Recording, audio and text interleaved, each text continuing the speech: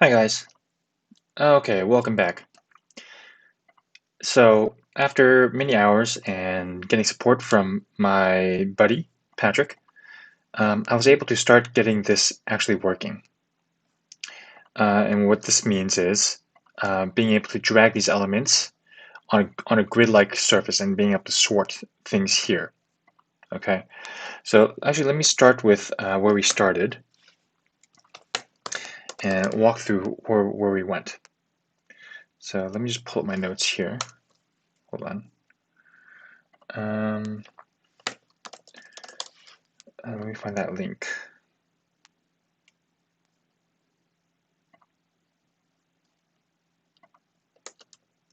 Here it is. Okay, so we found this code from FrameRemotion that does this really good job of just animating this drag and sort functionality. FrameRemotion does something really well here, which is you can just reorder things in an array, and as you reorder them and the items change position, FrameRemotion automatically animates that change in position. So what's going on in the background here is when I drag this item here, this item is item number 1, 0, 1, 2, 3, 4, so this is 1.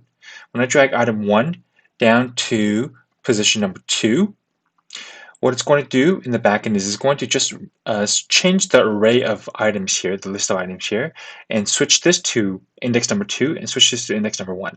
So we get a new array with these two items swapped.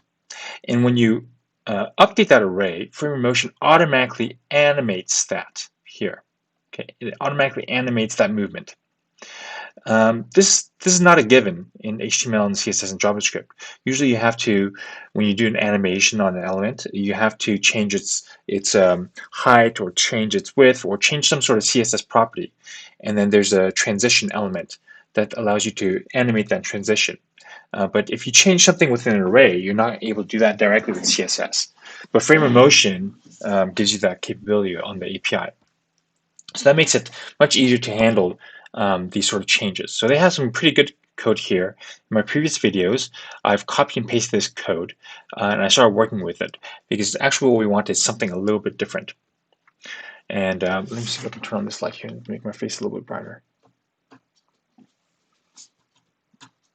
Okay, maybe that's a little better. I think later I'm going to invest in a ring light. So let me just pull up my code here, and let me pull up my original code, which I think should show up here. The CSS is a little bit off because I put in a style sheet that is not catered towards this, but the functionality still works. Previously, we have this issue bucket, and we have this custom list where you can drag issues from this bucket and pull it into the list. Now, I wanted it to be quite dynamic, where you can sort of place it in any order that you want. So we started with dragging this into this bucket, and you can see that this bucket changes the border once we highlight over it.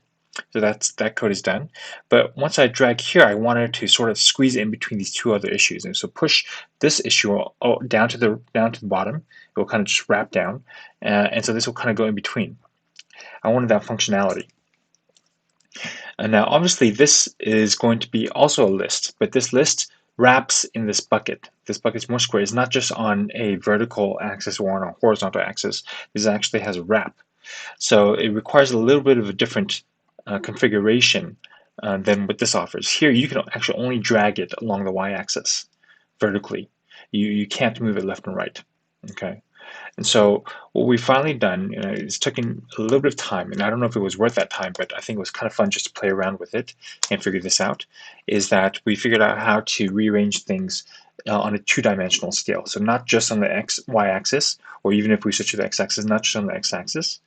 We can go around the entire square here and position this wherever we want. So for example, the code that they gave us allows us to go vertically. But here, this is also a list of items. It's one array, and it's going from left to right. And as soon as it hits the edge of my div here, which I made to be 500 pixels, as soon as it hits the end and there's no more spaces, it's wrapping around. Okay, so we have this row wrap functionality here. So if we take it this way, this row wrap, we can see it's just a line. Okay. So we put in this row wrap, and so we'll just wrap downwards. And we can flip the axis of this to go horizontally. And we started with that so that when you drag across like this, that functionality still stays the same. Okay. But what was tricky was if you go upwards. So see here we can actually drag this up and down.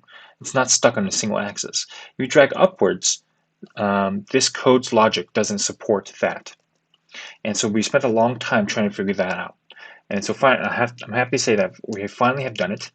So now if you drag up, it's going to sort into that right spot there. Okay, so you can drag up and you can still drag around here, and you can drag up this way, and you can just basically drag it to any position that you want. Okay, so the code is I would say 95% there.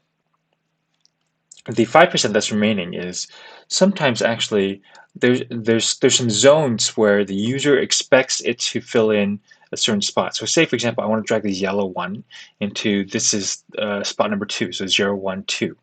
If I want to drag into index number 2, this spot here, usually I would go up like this, and that works fine. Okay, we do the same thing here, so it just keeps on cycling up. But if we want this one to go in here, or go, let's say if we want it to go in spot number 3 here, usually what we do is we kind of aim for this to go in between here. Okay, and that's sort of the intuitive way to do it. But the way the code of my logic, it doesn't support that just yet, so it's a little bit off. And so what you can see is that when you drag it naturally up here, it's going to actually just replace this one here. Okay, so that's just a little bit off. That means that this zone here should be focused on number 3, maybe all the way up to maybe around here. And then if you drag it over here, then we expect it to go to number 2. But maybe a little bit to the right, we kind of maybe start expecting it to go to number 3, but it's not doing that. It's still going to number 2. The logic of what's happening is here is it takes the center of this and takes the center of every other square. And as soon as you start going up, it measures the distance between your square, wherever you're holding it, and the distance between all the squares in that row above. And it just finds the closest one and replaces that closest one. So here you can see the center of my pink one is closer to the yellow one. It's closest to the yellow one compared to all the other ones here. So it's going to replace that yellow one. Okay. Same thing, even if we want to try to go up into the middle here, if I'm just slightly to the left of that middle, it's going to go to spot number 2. But if we've crossed the line just a little bit to the right of it, then it's going to spot number 3. Okay, so it splits down the middle here because it's just taking the distance between the centers. But actually, when we go up like this, we kind of expect it to go to number 3. So if I were to say I want to drag this to maybe this spot here, what I would probably do is I'll drag it to this section here. And I did that, but actually went to the spot up here, not where I was trying to make it go. So there's a little bit of a zone that needs to be reconfigured a little bit. But for the most part, it's pretty close. Okay, and anyways, you can just drag it over again if you miss your spot. So it's just a little bit off. Maybe we'll spend a little more time next time later to try to optimize this. But for now, this basically does what I want. This dead zone only occurs on the right side when you're going up and on the left side when you're going down. Okay, so for example, if I want this one to go here, I'll probably just replace it like this, and that works just fine. But if I want it to go here, I'm going to go for this gap here, and it doesn't really go exactly as I planned. The reason why it's on the right when you go up and on the left when you go down is because it's emptying out this spot here, and so all the items are going to push to the right. And so maybe something with that changes our expectations, so where we can just go into that spot there. There it worked because I was over the halfway line here. Same thing with the bottom. Once we move this down to here, everything here is going to shift left. So we kind of expect maybe we sort of expect that to happen. When we drag down, we expect this to shift to the left. Maybe this is some UX that our devices have already taught us, because if you have seen this sort of functionality in other apps you might have, it's an API built into Apple's iOS, for example, then you know what to expect. But it doesn't play exactly as you expect here. It's close enough though. So what I'm going to do is I'm going to go through all the changes to the code and kind of walk you through what I've done. And it's quite a few changes. Okay. Um, so maybe let's just start with the structure of the code first before we go into Git. So on the example here, we just kind of put all this into a playground folder. This is not the best structure. Actually, instead of using playground, what I should have done is I should have just created a new branch. You can't see where I'm pointing. Here, let me move this. I should just create a new branch here so I can play around with that. The reason I put it into playground is because I didn't want to play with my original cards, original components here. But actually, I should just create a new branch. So that was kind of silly. But anyways, it's done. Later on, I'm going to incorporate this back into my original cards components. Okay. So what we have here is so two components that we've made on this file here. The first one is just an example, and it's just the main page here. Okay, I'm going to bring this down. So it's just this main page, and it's going to lay out all the items here. And we save the items under order. No, that's not true. We save the items under items here. Okay, and here I'll just give a list of different random colors. We put items into this use position render, which is like a helper function here. That sort of sets the order for all of our items, and it also identifies the position of all the items. And finally, we have a function that can update the order.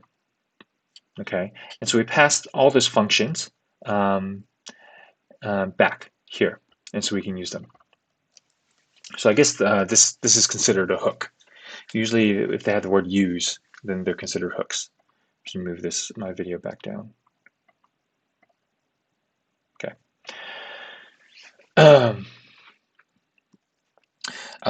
Okay, so the example component, we just set a fixed width and we put a wrapper on it so we can start playing around with this 2D thing. And we put a color onto all the items. So this will just list out all the items. Within the item, what we've done is it's a motion.div, which is a framer motion element. And so this allows you to use all their motion props here. So for example, you can use stuff like while hover, which gives it kind of pops it out, it scales it once you hover over it. So you watch that, you see that hover animation. That's kind of nice. And then when you tap it, it makes it even bigger. So I'm tapping now. You can see that. Okay. It's draggable, so they have a drag on true. On drag start, then it sets dragging to true. On drag end, it sets dragging to false. And then on viewport box update, this is the big one. This is going to run every time this element is changing. Okay, and so what's happening is that as we're moving this item around, it's going to continuously fire off this function here, this callback function. And it's going to continuously fire off, check to see if we're dragging it. Yes, we are, when we're clicking it.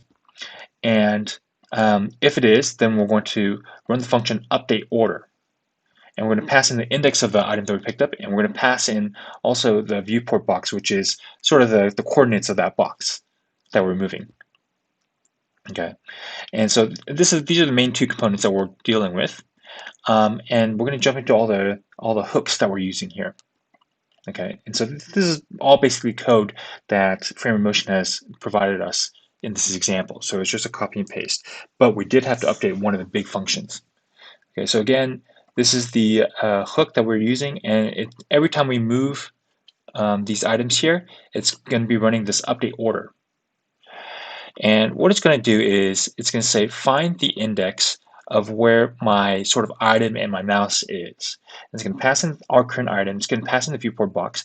It's also going to pass in the positions of every single item on there, so we can sort of coordinate where my item sits amongst everything else here. And as I'm moving this around, it's just going to continuously fire this find index. Okay. As I'm talking, start taking out some console logs. And so as I'm hovering over here, the index is going to return back right now, and I'll go into this code a little bit later. It's going to return back the same index. because I'm hovering over this index here. So this is 0, let's start, this is 2. So 0, 1, 2. So if I pick up this one, I'm dragging it around, I'm just getting index 2 back. So if my target index is 2. If the target index is different than I, which is my items index, then it's going to make a swap. So if I move this over to another one, it's going to return back, my find index function is going to return back, say, 3 here. And with 3 and 2, then it's going to just rearrange that array using this move function from array move. So it's just going to switch these two. So this is the array, and it's going to swap the I and target index, because target index is different from I. Okay, and then we set the new order. Set the new order, yeah. Okay, and so this find index part was a tricky one. What it does, okay, is, excuse me, is it identifies quite a few things as I continuously move this. And we split the logic into 3 different sections. The first section is it's going to test to see if my box is still within my row. And so what I did was I checked to see if the current box, my box I'm holding, if its center is greater than my current box's top before I move it. Okay, this top is coming from the positions of my box, not the top of where I'm moving it, but the original top before I picked it up, minus a margin. And this margin, did we set it somewhere? I thought we did. Margin is 20, okay. So let's see. Yeah, okay. Hold on. So here's a center. Okay. Anyways, so if it's sort of below here, minus 20, and then above here, plus 20. I don't know if that makes sense, but I guess this sort of works. I feel like it should be plus. It should be plus 20, to be honest. I wonder what happens if I do that.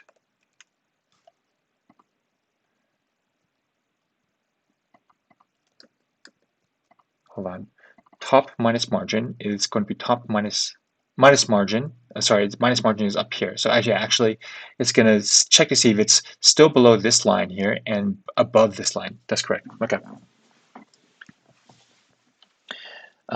If it is, then it's going to do some logic here to see whether or not it's going to swap. And it will check to see if it's moving right or if it's moving left. If it's moving right, then we're just going to pull the next item. And once it passes the middle point of the next item, then they're going to do a swap. They're going to return this target. We're going to update the target and return that target. Okay. Same thing if we do moving left. As soon as we pass the 2 middle points, goes halfway, then it's going to replace it. Later you can add a more flourish as to add a buffer. So maybe we don't want to drag it all the way to the center. Maybe we just want to, we already have the intention of moving it there. So even before it reaches the center, maybe you want to swap it there. So you can add some UX flourishes there. I'm not going to touch it today because I've already been working on this for quite a while, and I'm going to move on. So that's the first section, if it's within the same row. Second section is if we go to the row above. Okay, so if the center now goes past the top minus the margin, minus going up, because our numbering system starts 0, 0 down here. So going down is positive and going to the right is positive. So since we're going up, we've got to go negative, some negative margin. So if the center goes past the top minus the margin, meaning basically goes past the bottom of this, then it's going to start calculating where to put it in the top row. And so first we get the top row. First we get, we just attach the index to the positions array. And then finally we filter out all the items in just the top row. We call it the target row. And then within the target row, we calculate the distance between each of these centers with my current item center. And we find the one that has the shortest distance. So we find the minimum of that array of distances. And we return the index of whichever is the smallest one. Okay, and the same logic goes for when we go to the row below. Okay, and so that's basically the logic. I might open source this if anyone's interested in keeping this. So I think this is a lot of work. It's not perfect yet, but I find it to be very helpful. So what I'm going to do is I'm going to start to slowly just commit all of the stuff here. So let me just review here on camera with you guys. So what I've done here is they had an extra div. I'm not quite sure why they had the extra div here. Did they? No, they didn't. Sorry. It's just because I added these two things here, flex wrap and width 500. Then it jumped down to a couple different lines for my thing. And then they used to number it with the size of the width, so you can have different multiple, sorry, not width, height sizes. But I changed that to just have different colors, so I added a color item here. And again, before they were just dealing with width, so I've changed that to color. Oh, sorry, it was here that they had an extra div, and I'm not quite sure why they had an extra div. But I just moved these CSS properties down, so I added z-index here, so it's going to be higher if it's dragging. I added a margin, so there's a little space, and I added a border so we could see it a little clearer. And then I replaced the background with the color.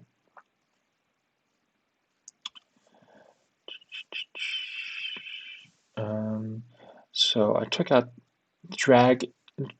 Drag used to be just X, so you can only drag it on the X-axis. But now I made it so you can drag in any direction. We just put true in there. Let's see what else. And then yeah, the items used to be just with pixels, and I just changed the colors. Okay, so I think everything here looks okay. Okay. Here's another one.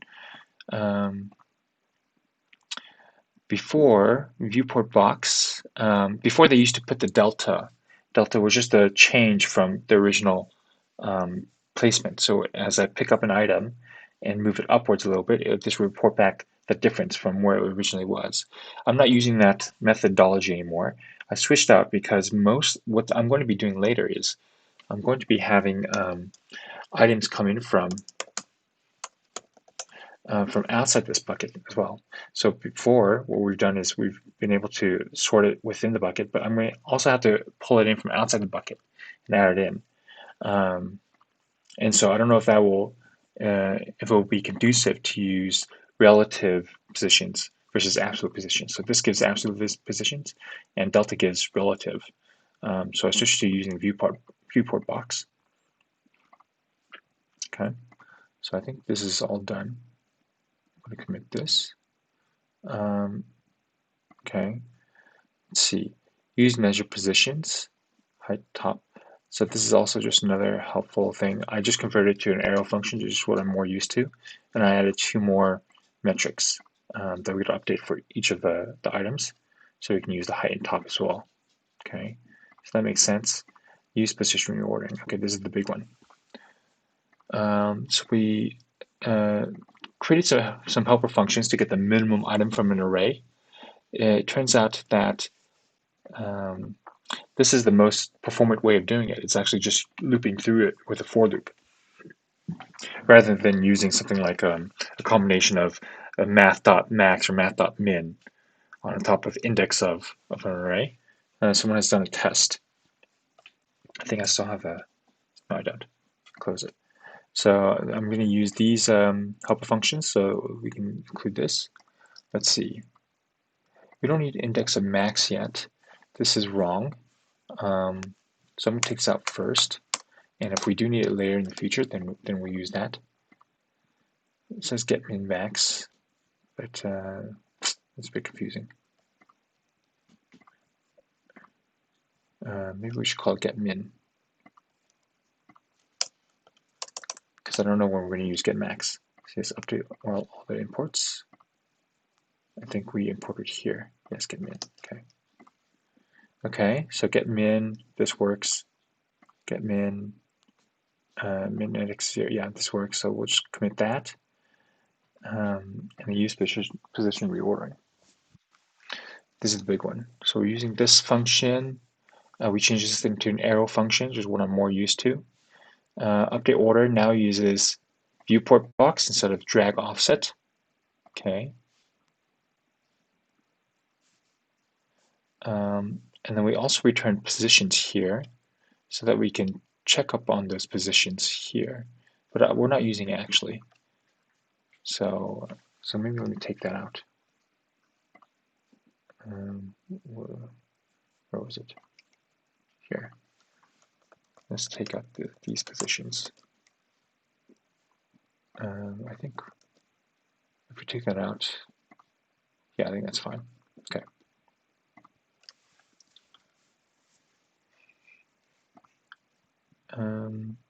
Here I added these things because I wanted to add a few console logs, but I don't think it's necessary.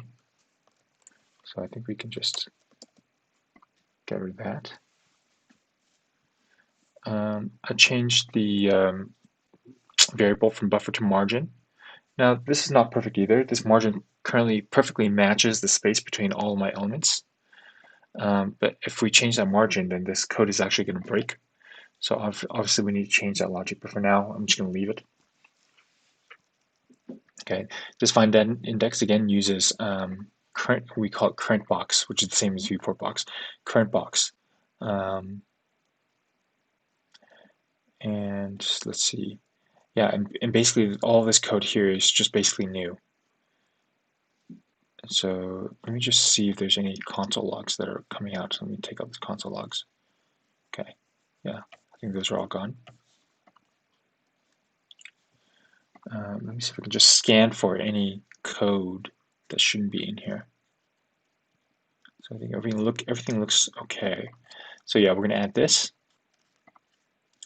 The CSS thing here, I don't know if I want to add it. Let's see, back on repeat display flex, justify content center, align items, no. List item, row, dot app, font family. I don't think I'm going to commit it. I don't think we're going to use it. Okay, good, okay. So I think we'll just commit this stuff first. Fixed drag sort for wrappable components, elements. Okay. Good. So I'm just very happy that we have this going in. So now we can start plugging this into our app somehow. Okay, that's it. I just wanted to update you guys on this. I think moving forward, I'm not going to record me working on this, but I think I'll record every time I am ready to make some Git commits and some updates. That way I can, I don't have to bore you guys with all my research and my playing around with stuff. Okay, thanks. See ya.